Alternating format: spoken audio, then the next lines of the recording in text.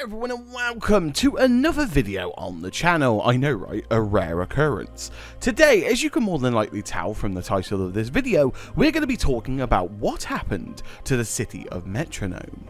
But before we go into the video, I would just like to ask that if you enjoy these types of videos and enjoy theory videos, then if you would like to support my content, please consider hitting that subscribe button, as it really helps the channel in the long run. I know, shameless self-promotion out the way, let's actually get into the video. Funny enough, I've actually been meaning to make this video for a long time now, and now there is not much news regarding things like Little Nightmares and Poppy Playtime, I have a little more freedom to cover some other topics on the channel. For instance, in the future we're going to be covering Choo Choo Charles quite extensively when it is released, so anything from Story Explained to Theories to Out of Bounds, anything that might be interesting I'll be making content on. But I have a slight suspicion Choo Choo Charles is coming out in the end of this year or very early next year. Anyway, I suppose a lot of you who are new to the channel and even new to Little Nightmares as a franchise, and even veteran fans of the series, don't know exactly what the city of Metronome is. So let me give you a little introduction of the project that was never meant to be. Thanks to a recent article by Eurogamer, we have a lot more information on the city of Metronome, and of course I've linked the article in the description if you do want to go check it out in more detail.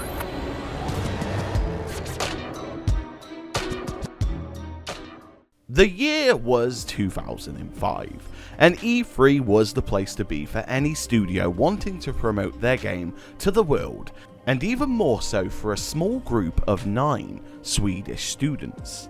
With no publisher and no record, they wanted to show their twisted, dark, and less mainstream game to the world with a unique mechanic, and they did. The world was introduced to the city of Metronome, where a trailer was shown to entice the viewer to want to explore this dark and twisted world run by corrupt and greedy corporations, where they would benefit from the labour of children-like creatures, which is indicated in the trailer, which later on in the article is confirmed to be children, describing them as urchins.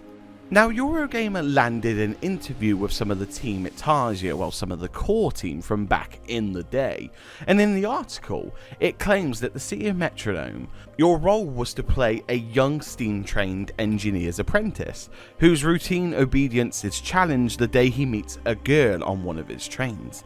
She questions the world around her, and begins to make you question it too. She opens your eyes. Together, you'll uncover the truth of the city, and the city of Metronome. At the moment, it all sounds very inviting and a brilliant gameplay experience, if they can deliver on everything that's promised.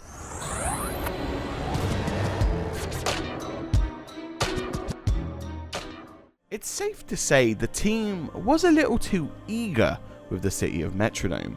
As they explain in the article, there was no one who had this exact vision of what stuff should be, Bjorn says. We were just fueled a bit by naivety.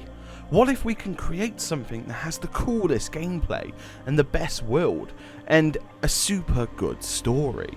And obviously, we had no idea how to do these things. And for even more clarification on this, they also followed up with this. We did a really job presenting the game, but we had never done this before. We were super nervous. I was super nervous at the least. And we had all these meetings with Sony and Microsoft, I can't remember, all the different publishers that we'd never met before.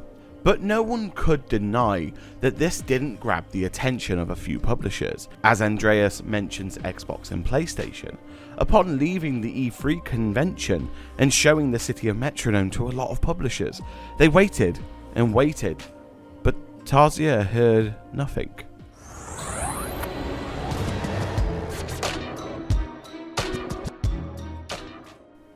After all their waiting, it seems that only one publisher followed up after E3, and this was Sony, but it fell flat. This looked to be because a mixture of things, including funding and the experience of the team, and what the publisher wanted from them. In the end, it just looked like a gamble that Sony weren't willing to take. But that's not exactly where this story ends, because it isn't all doom and gloom. as this relationship led Tarsier Studios to work with Media Molecule, and well, we know how that played out, don't we? It's safe to say that Tarsier never gave up on the City of Metronome, and after winning some contest money, they decided to build another demo for the City of Metronome. But this wasn't a public build, it was to only be used internally, which is a shame. But it shows that they never wanted to give up, and they really wanted to make those mechanics work.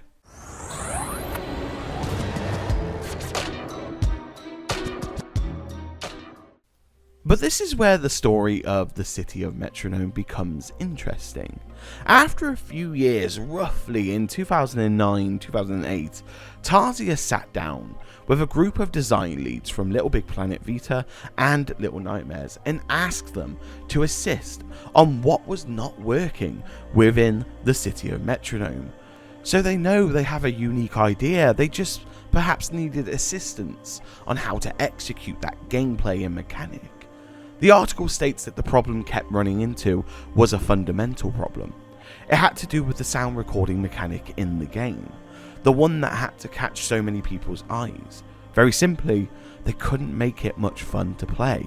And when it comes to game design, that's the main goal, to have fun. That core mechanic and gameplay loop has to keep looping, or else you're not going to keep the retention of any player. They go on to state that this idea that you're trying to use sound for something instead of other type of actions, it always has to be cooler than doing the other type of action, right? If you want to make a weapon out of it and essentially it functions as a shotgun, but then, oh, it's just like a lamer version of a shotgun. It's hard to figure out something that makes it worth doing so it doesn't become a little gimmick where you dress it up as a button to press. And sadly, in short, none of the leads could figure out a way to solve this problem, and thus, here is where it becomes a dwindling flame. But the flame doesn't burn out fully. The team states that they think about it every now and then, wondering, hey, do you think we could give it another go?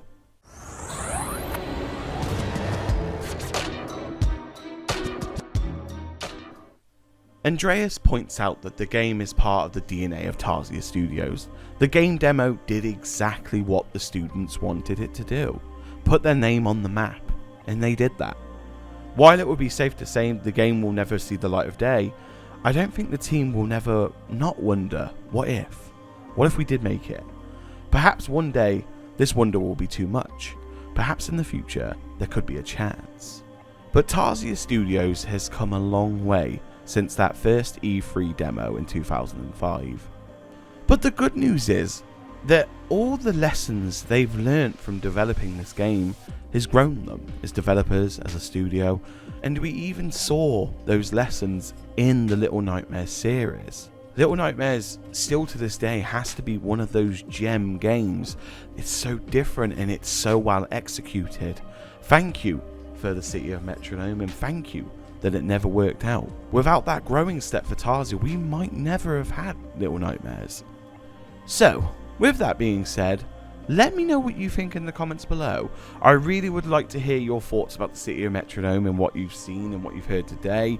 Also, there should be the full trailer going in the background. Let me know what you think of that.